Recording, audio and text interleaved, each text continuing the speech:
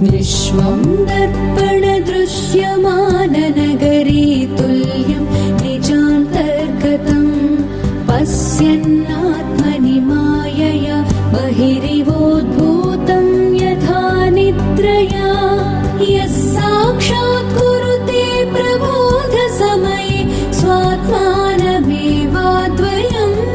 तस्मै श्रीगुरुमूर्तये नमः श्रीदक्षिणामूर्तये।